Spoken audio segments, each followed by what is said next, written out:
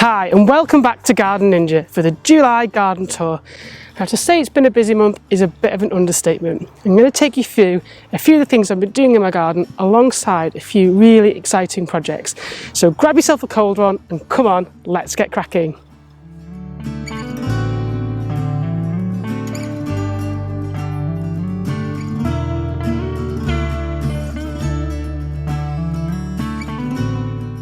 So one of the projects I've been working on this month is the RHS BBC Northwest Community Garden at RHS Tatton, and it's been a show garden, so it's pretty much consumed the past few months in terms of planning and then finally building it this month. So I've been on the show for about 2.5 weeks, building it in July. It's been an amazing experience but super tiring, so my own garden's actually taken a bit of a back seat. Now, if you've not already caught up on that show garden, check out my other videos on my channel, which shows you all the behind the scenes and some of the show day video footage of the garden when it's complete. But it has brought me on to an important topic, which is that July is the time of year in the garden when everything is usually in full swing. Now, you've got two options. You can either carry on weeding amongst it and maybe miss some of the beauties in your garden, or you can follow in my footsteps, have a month off and just enjoy the garden. So I've not touched any of this in over a month, but because we've layered it and put it together, as I've shown you in other videos, we've got these different layers, it kind of hangs together even though there are a few weeds appearing in between the plants. But I'm all for sitting back and relaxing during the hot summer months and doing some of the weeding throughout the winter and spring, rather than trying to constantly keep on top of it and missing out on all the good stuff. But I have a few exciting plants that I want to show you because I've noticed a few gaps in the moody goth border.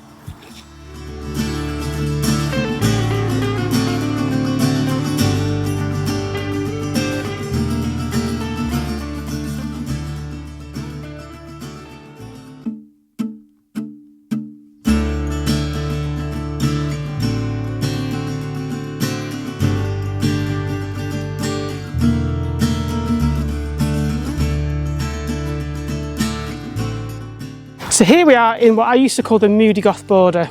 It's full of dark purples, it's nearly all herbaceous, and it's starting to really mesh together. Because we're following that layering pattern of layering up the heights, it's starting to look really beautiful. However, you may have noticed in the last few videos we talked about some of the gaps, and I've put a few cardoons in to help bulk them up. But there's a gap around here that's looking a bit barren. And I've got this absolutely beautiful Selene called Raleigh's Favourite here. Now, although it is in the pink spectrum, which is more akin to the other borders, this light pink is going to really pick up on both the scabious, the verbena and the dark physostegia behind us. So I'm going to pop maybe one in there and one in over there just to help link the area together. Because at the moment we've got these gaps where things either haven't taken or they've spread in ways that I didn't anticipate. So I'm probably going to pop one there near the front just to grab your attention. And then if I grab another one, if I pop one over there, bang, you can suddenly start to see that we're building up the layers again. I've also got a really nice panicum, which I think would work well in there because that panicum is going to get to nearly 2 meters. So it'll fill that gap and all of a sudden we're back to those beautiful layers that both help us hide some of our mistakes or weeds, but also make the border look far deeper and more engaging. And if you're wondering what I'm talking about with layering, do check out my How to Plant a Flower Bed guide, because I talk about the 3 different layers and how even in tiny gardens you can make incredible border displays even if you've not got a huge amount of space. So make sure you check that out. But I'm going to pop these in now and then we'll have a look when they're done and see what a difference that's made. So we're going to dig the hole 1.5 times the size of the pot. Now this is really free draining soil, it's lovely. It wasn't always like this. I had to incorporate loads of organic matter and keep this weeded for the first few years, but we're winning the battle against weeds now. And we're finding all sorts of beauties popping up that are self-seeded, and I quite like that approach. But I'm going to loosen off the root ball a little bit, pop that in. So you can see it's in full flower now, so it's probably going to need a lot of water to help sustain itself, but next year it'll come back with a bang if I look after it during the summer. So whilst this isn't the ideal time to be planting things, sometimes you don't always have the ideal conditions, but I think that looks quite nice. We're going to move on to the next one, then the panicum, and we'll stand back and have a look. I'm going to carefully sort of step in and straddle this. There's a few weeds there we can get rid of. We don't want that. I'm starting to see verbenas popping up everywhere, which is lovely because they add height to the garden. There's a few there that I don't want, so we'll just dig those up. That'll be good. Sorry, verbena. This panicum, I think this one is Prairie Sky or something like that. And they're quite slow to get going, but it will bulk up to maybe a metre across. It'll fill this space, get quite tall. But if it starts to outcompete the Selene in a couple of years, I can then move the Selene. So that's just like a stopgap at the moment.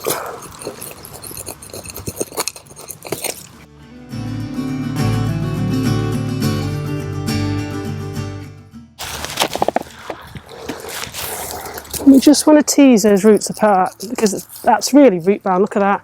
You can see them all kind of dying to get out. So I usually just prise them open with the bottom of my trowel just to give them a bit of freedom and to suggest to them that there's alternative roots available in more ways than one. There we go. Backfill. Okay. So let's take a look. We've got Selene 1 there, Selene 2, we've got the panicum. There's a bit of space out, that's going to fill out, and so is the Selene, but over time, I think, let's have a look with the rest of the height. Yeah, that should look rather nice. So I've also got these beauties. Now they're actually a herb, they're mace, which you don't see a lot of. It's quite an old-fashioned herb. These are part of the Achillea genus. Now, there's a few spaces at the very edge of the exploding atom garden where the wild woody borders are. And the two very furthest borders have got gaps, and that's because they're quite dry. Now, this is a full sun-loving plant, so I'm going to pop one in each. And because there's already Achillea in there, we're linking the style of the flowers, the shapes, the forms, and that should help blend them together. Now, they smell absolutely wonderful. If you like the smell of Achillea. Some people don't like it, but I think it's beautiful. It's really fragrant and a bit sharp on the nose. But I'm going to move these bad boys over to that part of the garden, and then we're starting to mesh together the gaps in the borders. So there was some fennel down here that I planted a few years ago, but it's been a bit unreliable, and it was bronze fennel, so it's probably not as vigorous as the regular sort of herb type. Let's dig out this creeping buttercup first. But I've got this mace here, and I'm going to plop it there because it's going to get quite tall and bush out, and it'll just fill this gap nicely and help link and bridge between the Carex. We've got the Miscanthus, the Calamagrostis, the Deschampsia and whatnot, so I think it's going to work really well here. So we've got this gap, let's get rid of that. And I'm going to plant it in here where the fennel was, so I think about there.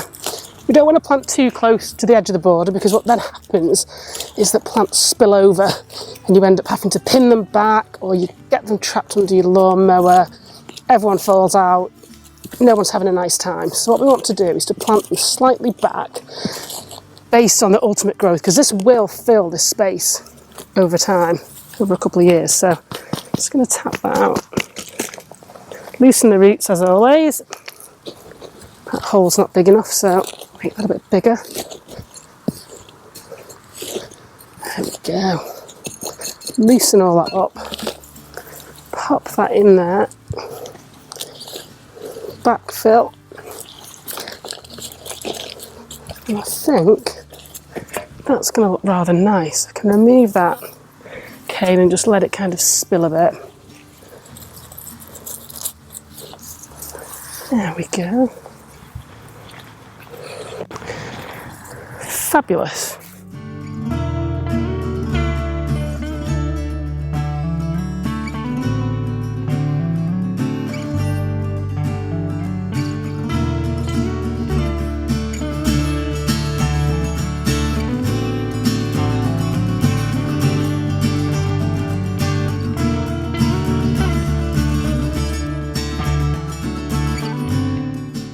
Now in July you may notice that certain plants have gone over, and what that means is that they've grown, they've set flower, and then they go to seed. And this valerian is a really good example.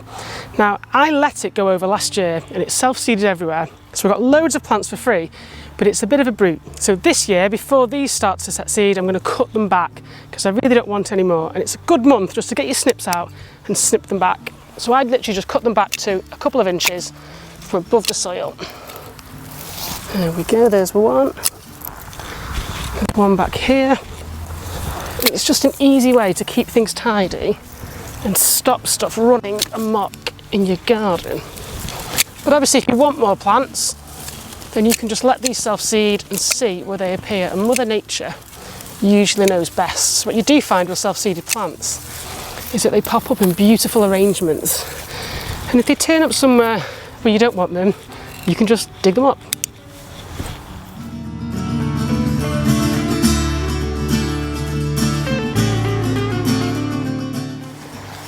Now it's time to revisit the wildflower meadow, which has come on leaps and bounds in the past year since I planned it. Now I'm going to spin around and give you a bit of a look. It's looked absolutely insane for most of this year. We've got all of those different plants popping up that I planted, like the Achilles, the Jacob's ladder. But what you will notice in the distance, and we'll walk down, is a load of ragwort. Now, in fact, if you look down here, there's all sorts of insects on it. Now, it is highly toxic to horses. So if you've got a paddock with horses in, and you don't feed them and they get really hungry, they will eat it and it will kill them. However, I think the last reported case is the early 1900s, so I'm not too concerned. I don't have horses. But look behind me, I've let it go, Mother Nature has stepped in, and over here, let's have a look.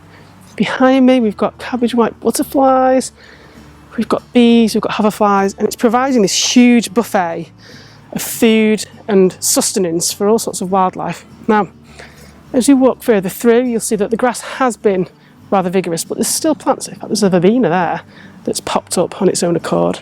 Behind me, we've got a mix of chicory, inulhelenium, one of my favourite plants of all time. We've got some Artemisia down there that's coming up. All sorts of beauties and wonderful things happening. And it's just about being patient. So at the end of August, beginning of September, I'm going to mow all of this. And it may seem criminal, but it needs to be done. And that's because we need to mow it down to both reduce the vigour of the grass and to let some of these herbaceous seeds drop to the ground and then propagate ready for next year. So at the moment, this is kind of like the final swan song of this meadow for this year. But then I can guarantee that next year, all sorts of incredible things are going to happen. Oh, look, we've got some pink mallow in the distance. Where are we? Over there. Hopefully you can see it. I'll do a close-up. But next year it's going to look incredible. And it's all about just waiting and being patient with your wildflower meadows.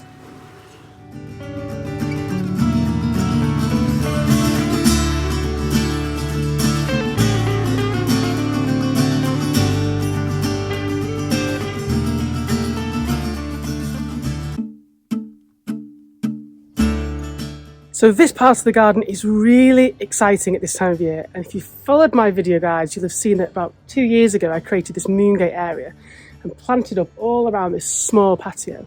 But it just looks incredible at the moment because it's full of late summer colour. So as you can see, things are starting to pop up and sort of blur into one, and we jump through the different colours.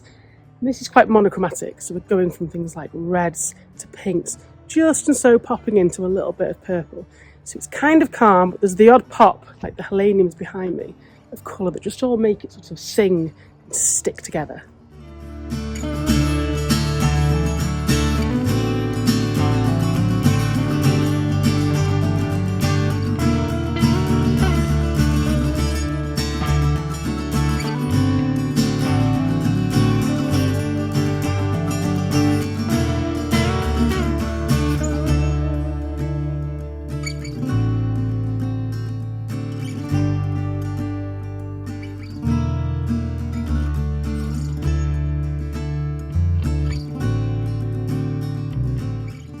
So that brings us neatly to the end of the July garden tour here at Garden Ninja HQ.